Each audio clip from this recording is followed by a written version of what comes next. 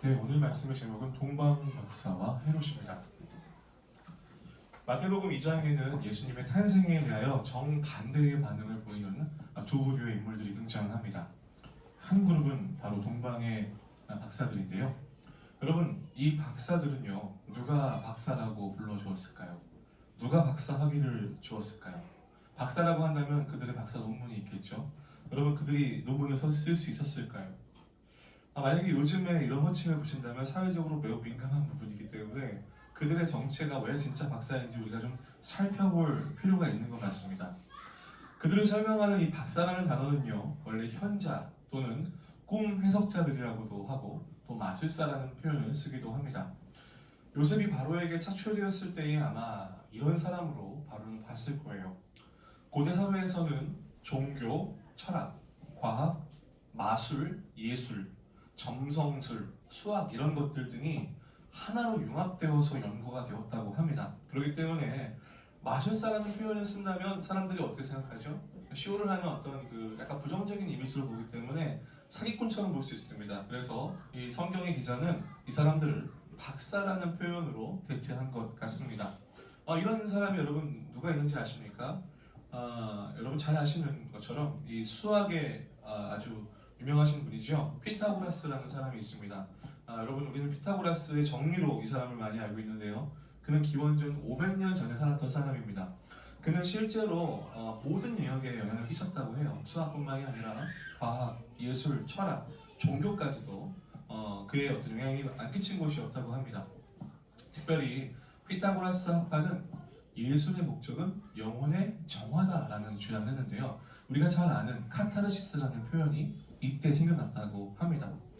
여러분 실제로 우리가 이제 그 고대 시대에 우리가 박사라고 부를 수 있는 사람들, 현자라고 부를 수 있는 사람들은요, 그의 학문적 연구나 영향력, 지식으로 보았을 때에 오늘날의 박사보다 훨씬 더 뛰어난 능력을 갖고 있던 사람임을 알 수 있습니다. 어쩌면 박사라는 표현은 그들을 표현하기에 좀 더 가벼운 표현일 수도 있겠다는 생각이 들어요. 성경학자들은 오늘 본문에 등장하는 사람들이 동방에서 왔다. 그리고 특별히 별을 연구하는 사람이었다라고 추정합니다. 그들이 정확하게 어느 나라인지 또 이름은 무엇인지 또 그들의 직업이 정확하게 무엇인지에 대해서 성경은 구체적으로 기록하지 않습니다. 하지만 분명한 것은 분명히 그들은 점성술가였고 별을 연구하는 사람이었기 때문에 별만 보고도 이것이 특별한 사인인 것을, 특별히 그 별이 유대인의 왕의 탄생을 알린다는 것을 알 수 있는 그런 능력을 가졌던 것 같습니다. 근데 문제는요, 이들이 하나님의 계시를 따라 움직였다는 사실은 없어요. 그냥 별을 보고 왔다는 거죠. 자, 여러분, 그리고 오늘 또 본문에 등장하는 한 사람이 있습니다. 이 동방박사와는 좀 대조되는 인물인데요, 바로 헤롯입니다. 여러분, 이 헤롯은요, 이미 망해버린 이스라엘의 왕이었습니다. 로마의 식민지 정책에 의해서 이 왕의 자리가 있기는 하나 사실은 별로 의미가 없는 그런 자리를 갖고 있는 거죠. 그는 왕이라고 말을 할 수 있었지만 실제로 그 나라를 다스리는 사람은 로마의 황제였습니다.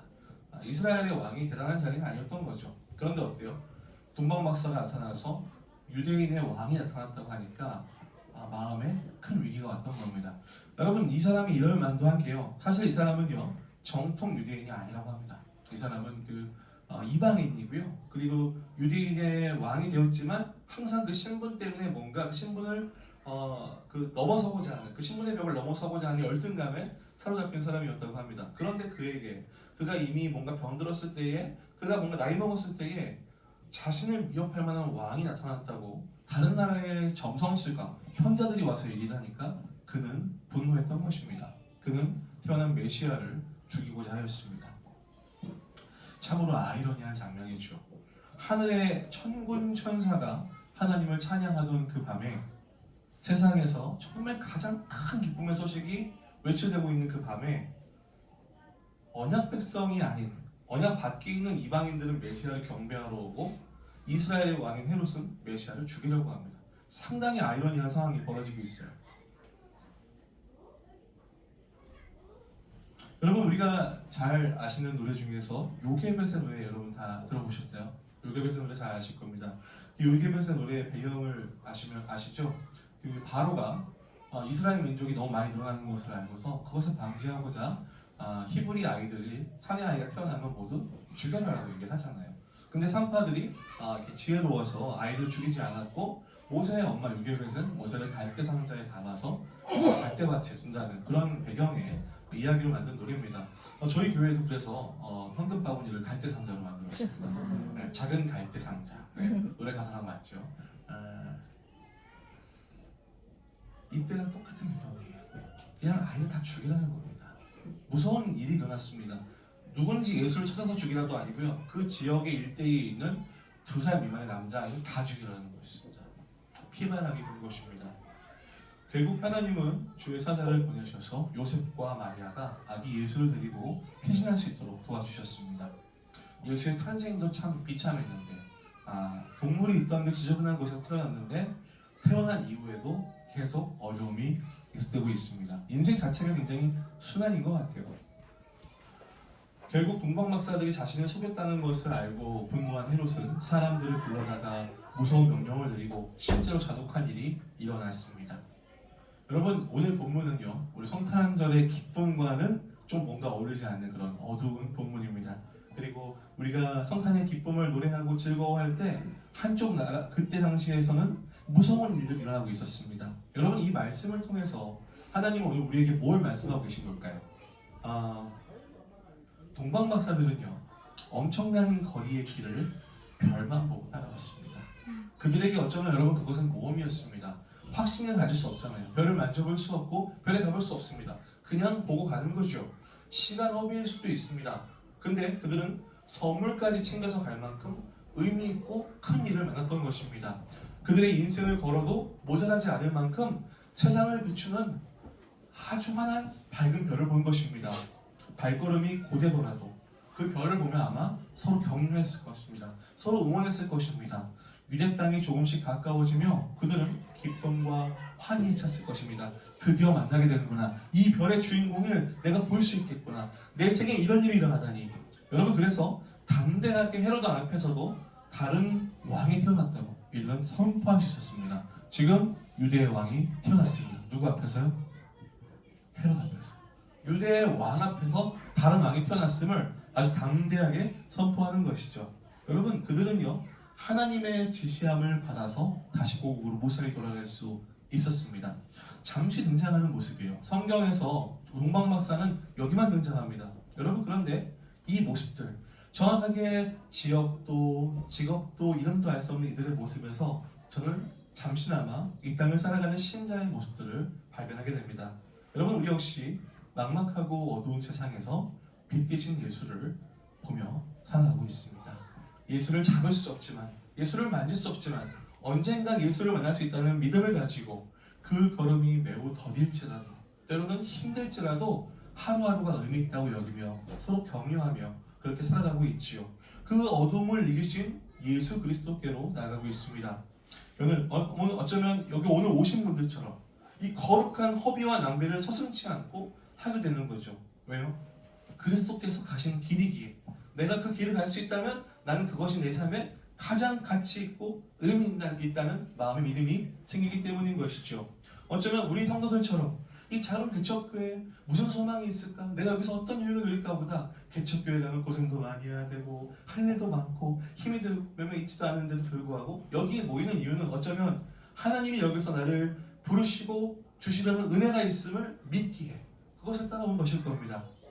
사랑하는 여러분, 그러나 우리가 우리 본문을 통해서 잊지 말아야 될 것은요, 언제든 우리가 헤롯이 될 수 있음을 기억해야 합니다.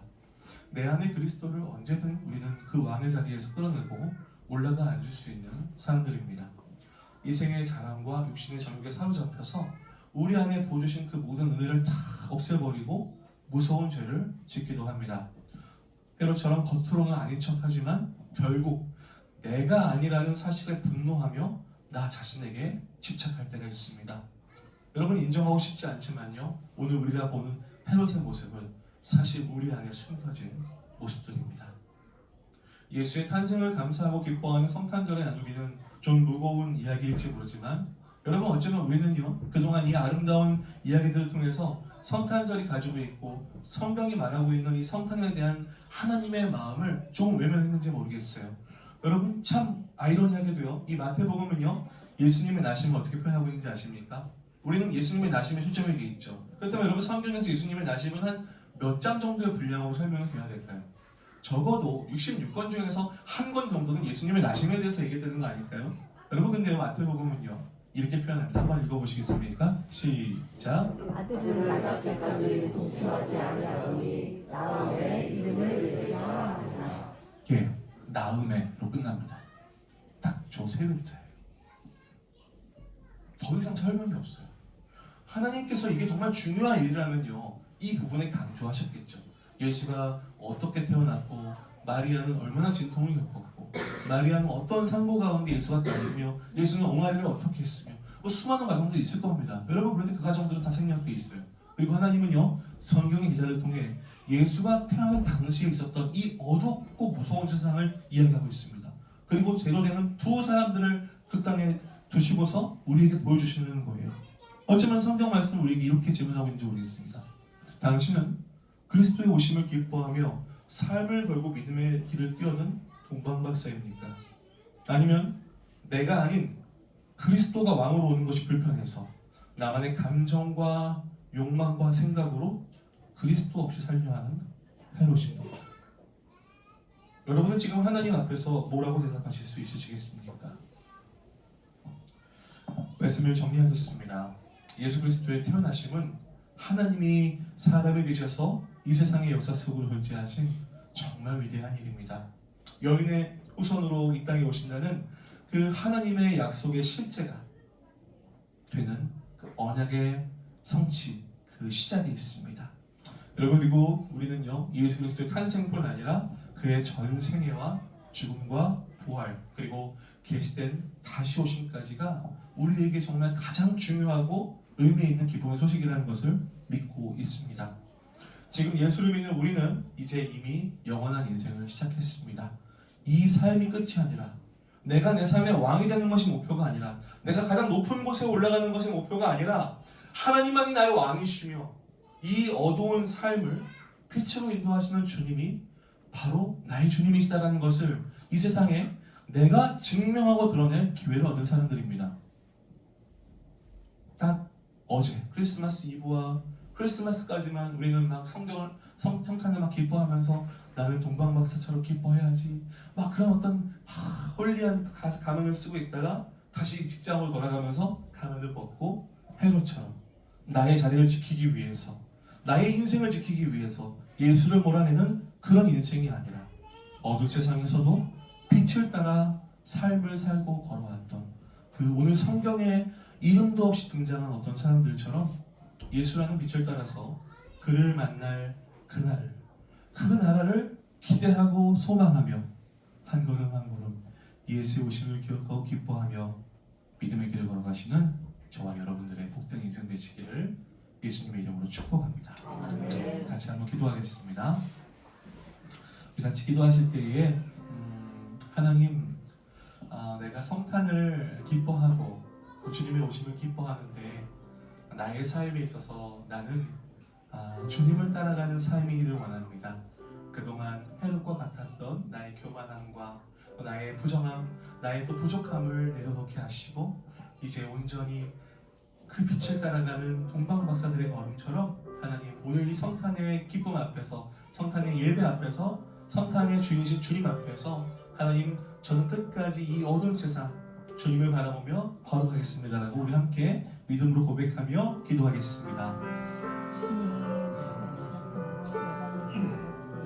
주님 고맙습니다.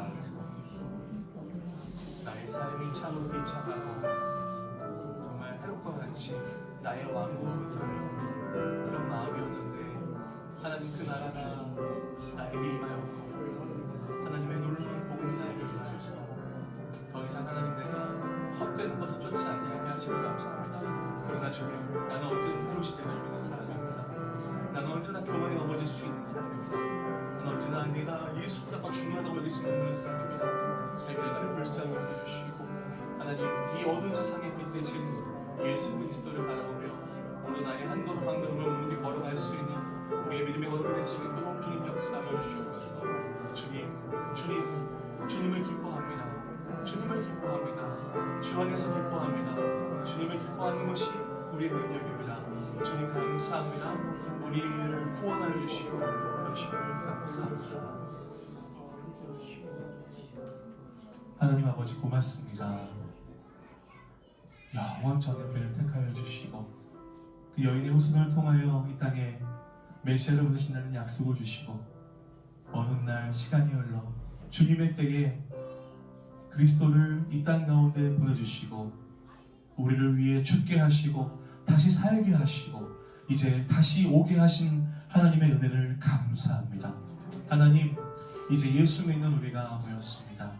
이 땅에서 이 어두운 세상에서 소망 없고 절망 없고 악함이 정말 넘실대는 이 세상에서 빛 대신 예수를 바라보며 묵묵히 믿음의 길을 걸어갈 수 있는 우리 모두가 될 수 있도록 주님 역사하여 주시옵소서. 하나님, 우리는 언제든 해로시 될 수 있는 사람들입니다. 내 안에 예수를 표현해하며 내가 내 삶의 왕의 자리에 올라가 앉으려 하고 하나님보다 나의 삶의 가치를 더 우선시 여기는 그런 죄와 교만에 빠질 수 있는 연약한 존재들입니다.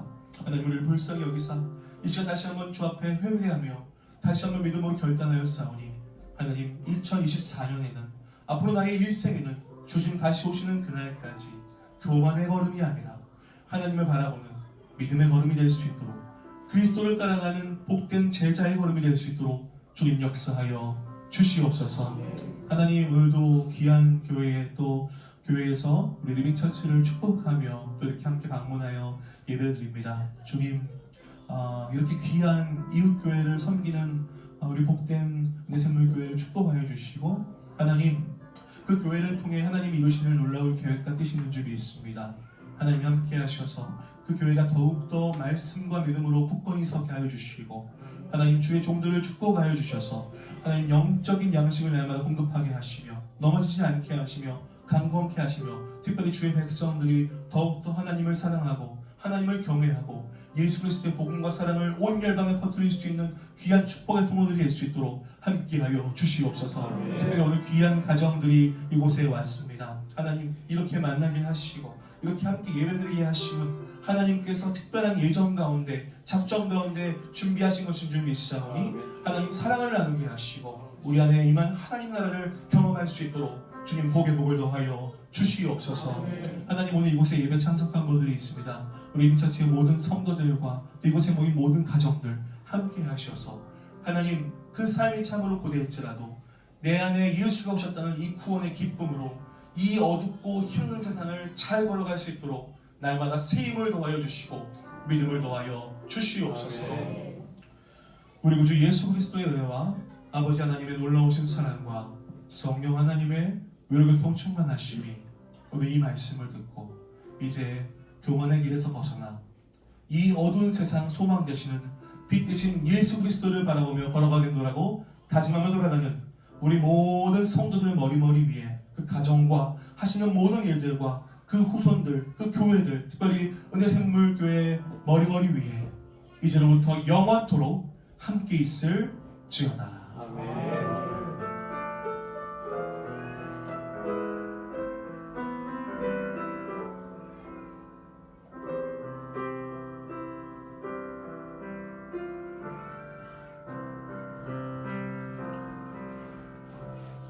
우리 예배를 받으신 하나님께 감사와 영광의 박수를 드리겠습니다.